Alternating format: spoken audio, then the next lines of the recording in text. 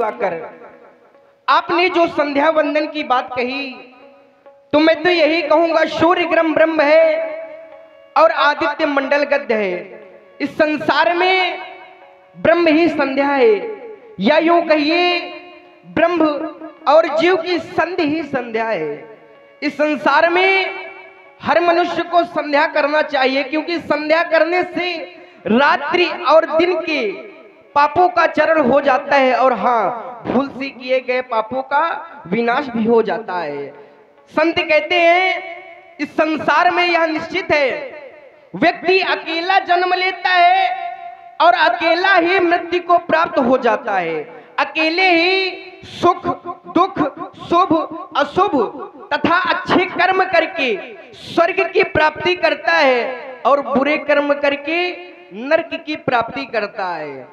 इस संसार में व्यक्ति जन्म लेने के बाद, इस संसार में व्यक्ति जन्म लेने के बाद यदि व्यक्ति के पास थोड़ा सा भी धन आ जाता है, तो व्यक्ति सोचने लगता है कि संसार में हमसे बड़ा कोई नहीं है, क्योंकि हमारे पास है धन। और इस संसार में ऐसी कोई भी वस्तु नहीं है जो हमें धन से प्राप्त ना हो सके, लेकिन इस संसार में कुछ ऐसी भी वस्तु हैं जो हमें धन से प्राप्त नहीं हो सकती।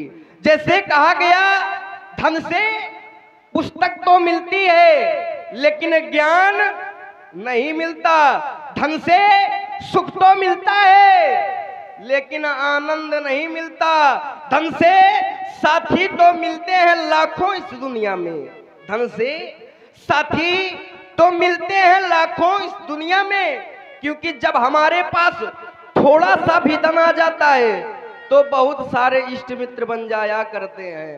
धन से साथी तो मिलते हैं लाखों इस दुनिया में, लेकिन सच्चे मित्र नहीं मिलते।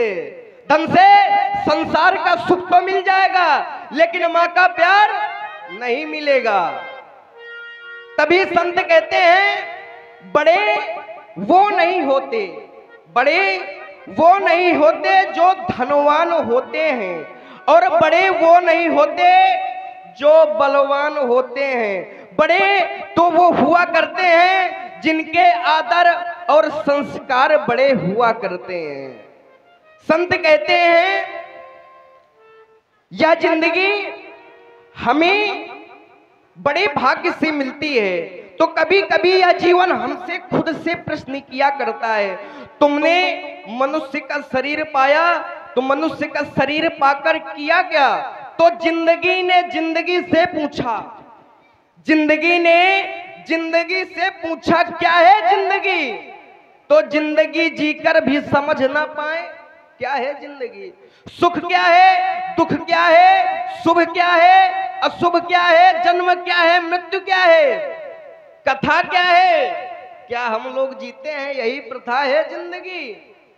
कांच और नगीने में बड़ा अंतर होता है, कांच और नगीने में बड़ा अंतर होता है, जैसे खून और पसीने में बड़ा अंतर होता है, क्योंकि इसी शरीर से रक्त भी निकलता है और इसी शरीर से पसीना भी निकलता है, लेकिन फर्क जमीन और आसमान का होता है।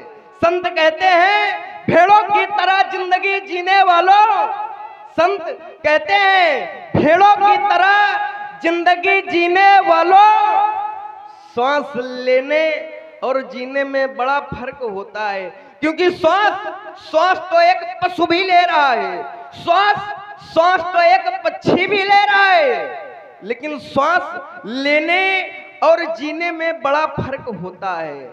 इस संसार में मनुष्य अपने अपने तरीके से जीवन व्यतीत कर रहे हैं। हमने देखा कि कैसे जीवन व्यतीत कर रहे हैं, तो कोयल को राग सी, कोयल को राग सी, भौरे को पराग सी, और पतंगों को चिराग सी लगती है जिंदगी। चिड़ियों को चहक सी, पुष्प को महक सी, चिड़ियों को चहक सी, मधुमक्खी को शहद सी, और तितलियों को महक सी लगती है ये जिंदगी। पुष्प को हंसी सी और चकोर को ससी सी लगती है ये जिंदगी, लेकिन विडंबना ये है कि इन मनुष्यों को फंसी सी लगती है जिंदगी।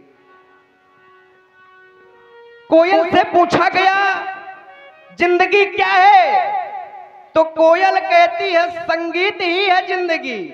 मोर से पूछा गया क्या है जिंदगी, तो मोर कहता है नृत्य ही है जिंदगी।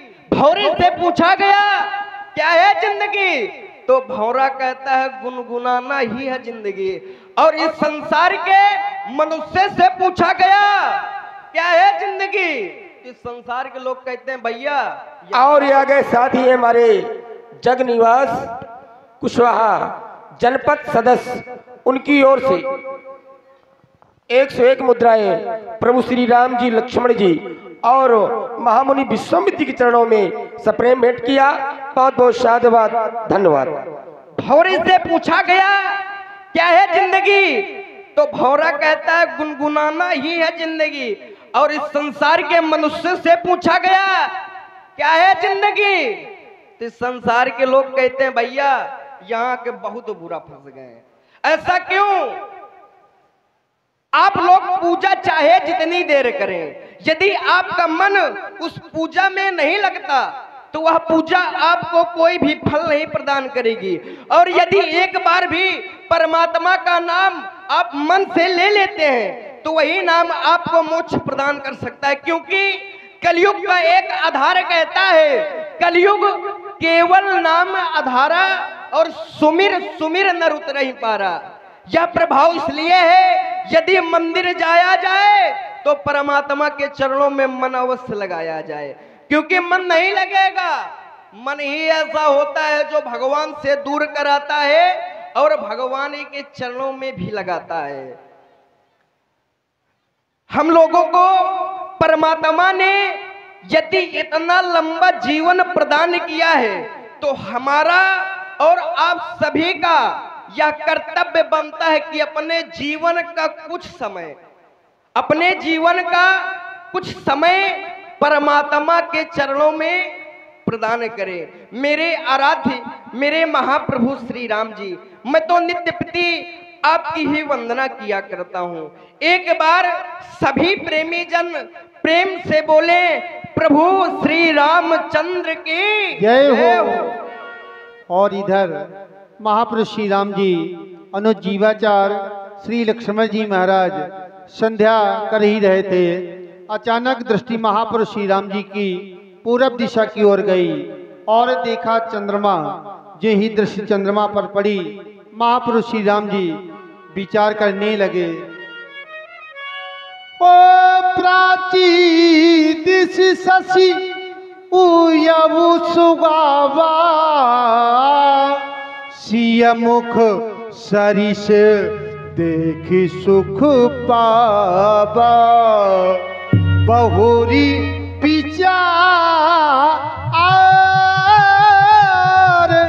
कीन मन माही, सिय बदन सम हिम कर नाही।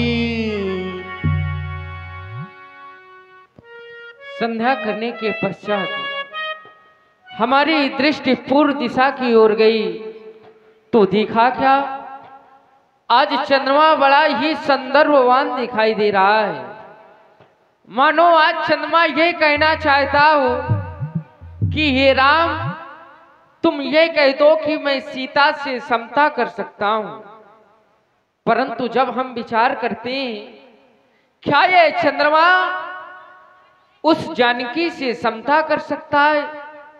तो नहीं, क्योंकि चंद्रमा में बहुत अवगुण है और जानकी में अवगुण नहीं केवल गुण है। जब मैंने चंद्रमा की ओर विचार किया, दृष्टिपात किया, तो पाया क्या, चंद्रमा का जन्म खारे समुद्र से हुआ। और चंद्रमा का भाई कौन है, बंधु कौन है? भाई भी अच्छा नहीं है। चंद्रमा का भाई है विष। और चंद्रमा 15 दिन घटने 15 दिन बढ़ने वाला है, विरहीन स्त्रियों को दुख प्रदान करने वाला है। तो क्या ये चंद्रमा कभी उस जानकी की समता कर सकता है? नहीं। एक बात हमने मानी, चंद्रमा का कला पक्ष अच्छा है, कलाकारी ये चंद्रमा अच्छा कर लेता है, परंतु तुम्हारी कलाकारी उसी के सामने चल सकती है जो अपने संयम पर मजबूत नहीं होगा। और यह राम का संयम बहुत मजबूत है, क्योंकि यूं तो आंधियों के आघात हर वृक्ष पर लगे हैं, पर जिनकी जड़ें मजबूत हैं वह आज भी खड़े हैं। चंद्रमा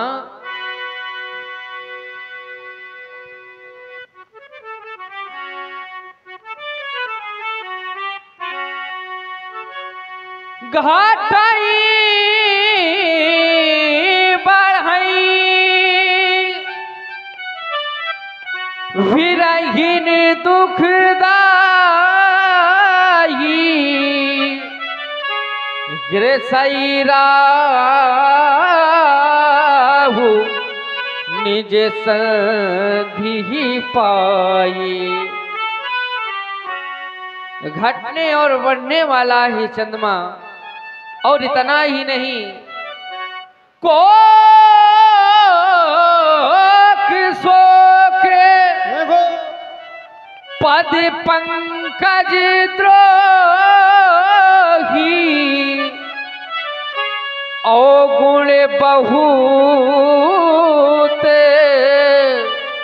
चंद्रमा तो ही। एक नहीं दो नहीं, अवगुण बहुत चंद्रमा तो ही। क्या तुम्हारे कहानी से हम परिचित नहीं हैं चंद्रमा? क्या मैं जानता नहीं हूँ,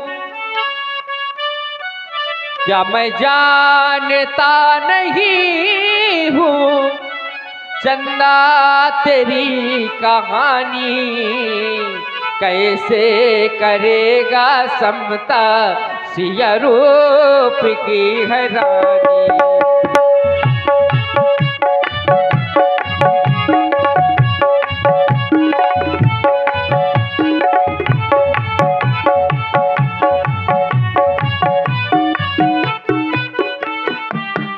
क्या मैं जानता नहीं हूँ, क्या मैं जानता नहीं हूँ चंदा तेरी कहानी कैसे करेगा समता सिया रूप की हैरानी।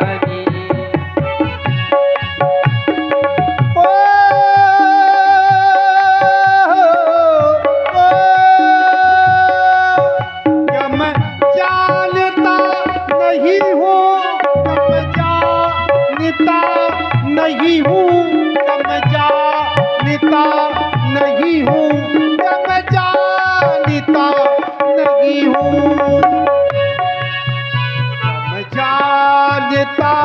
नहीं हूँ चंदा तेरी कहानी कैसे करेगा समता सिया रूप की हैरानी।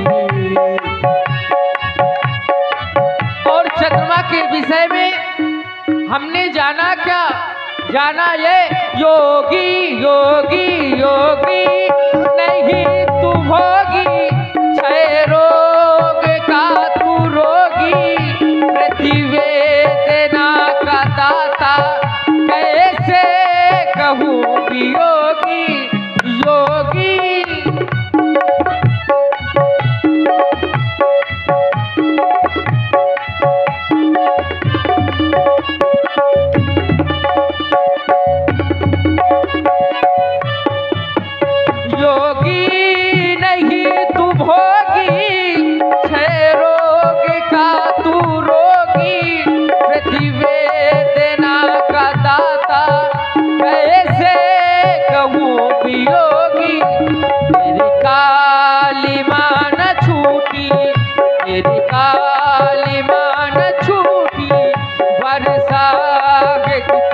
पानी कैसे करेगा समता सिया रूप की हैरानी, कैसे करेगा समता।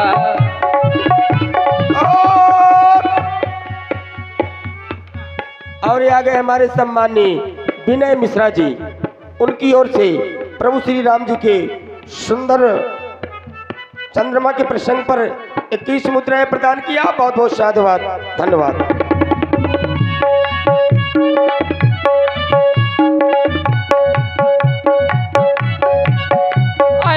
चांद मत समझना मैं हूँ तेरा दीवाना, इतना सरल नहीं है संयम मेरा ठिकाना। आए चांद चांद मत समझना मैं हूँ तेरा दीवाना, इतना सरल नहीं है संयम मेरा ठिकाना।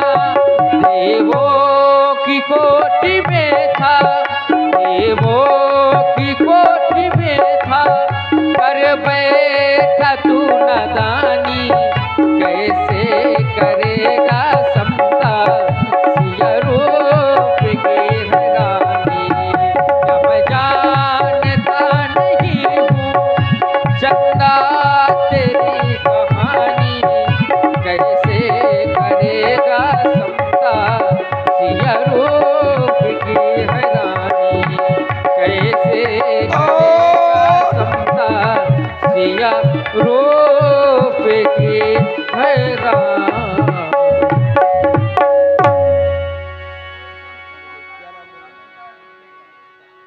और ये आ गए हमारे सम्माननीय